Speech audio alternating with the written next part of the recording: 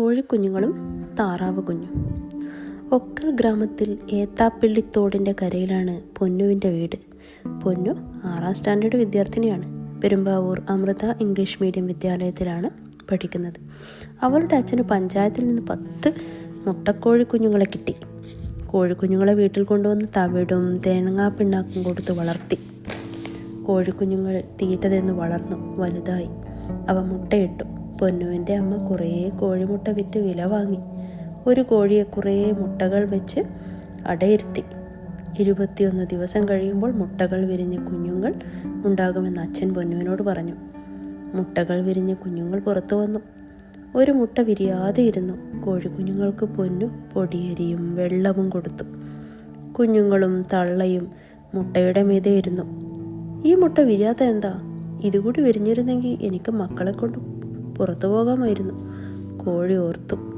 ദിവസങ്ങൾ പിന്നെയും പലതു കഴിഞ്ഞു. ആ മുട്ടയും വിരിഞ്ഞു. കുഞ്ഞു പുറത്തു വന്നു. പക്ഷേ ആ കുഞ്ഞു മറ്റു കുഞ്ഞുങ്ങളെ പോലെ ആയിരുന്നില്ല. അതിൻ്റെ ചുണ്ടും കാലുകളും കോഴിക്കുഞ്ഞുങ്ങളിൽ നിന്നും വ്യത്യസ്തമായിരുന്നു. അതിൻ്റെ ചുണ്ട് പരന്നതും കാലുകൾ വീതിയുള്ളതും പാടകൾ കൊണ്ട് മൂടിയതുമായിരുന്നു. കോഴിക്കുഞ്ഞുങ്ങൾ അനിയൻ കുഞ്ഞിനെ കളിയാക്കി.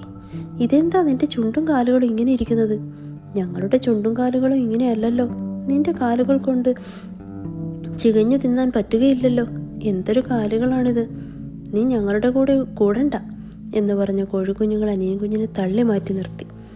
അവൻ കരഞ്ഞുകൊണ്ട് അമ്മയുടെ അടുത്ത് ചെന്ന് സങ്കടം പറഞ്ഞു. അമ്മ ഇളയ കുഞ്ഞിനെ വാത്സല്യപൂർവ്വം അടുത്ത് വിളിച്ച് തീറ്റ ചികഞ്ഞിട്ട് കൊടുത്തു. അവന് ഓടിച്ചെന്ന് കൊത്തി തിന്നാൻ കഴിഞ്ഞില്ല. കോഴിക്കുഞ്ഞുങ്ങൾ കൊത്തി തിന്നു. ഇത് പൊന്നു കണ്ടു. അവൾക്ക് സങ്കടമായി. അവൾ അനിയൻ കുഞ്ഞിന് പ്രത്യേകമായി ചോറും അരിയും കൊടുത്തു. തീറ്റ ശരിക്കു കിട്ടിയപ്പോൾ അവൻ പെട്ടെന്ന് വളർന്നു. അവൻ്റെ ശബ്ദവും വ്യത്യസ്തമായിരുന്നു. കോഴിക്കുഞ്ഞുങ്ങളുടേതുപോലെ ആയിരുന്നില്ല. ദിവസങ്ങൾ കഴിഞ്ഞു. കർക്കിടക മാസത്തിലെ കറുത്ത വാവിന് ശക്തിയായ മഴയുണ്ടായി. ഏത്താപ്പിള്ളിത്തോട് നിറഞ്ഞു കവിഞ്ഞൊഴുകി. തോടിൻ്റെ കരയിൽ നിന്ന് നടന്ന കോഴിയും കുഞ്ഞുങ്ങളും മഴ വന്നപ്പോൾ കൂടിൻ്റെ അടുത്തേക്ക് ഓടി. പോകുന്ന വഴി അനിയൻ കുഞ്ഞിനെ കോഴിക്കുഞ്ഞുങ്ങൾ തള്ളി തോട്ടിലിട്ടു. അനിയൻ കുഞ്ഞ് തോട്ടിലെ വെള്ളത്തിൽ മുങ്ങി ചത്തു കാണുമെന്ന് കോഴിക്കുഞ്ഞുങ്ങൾ കരുതി.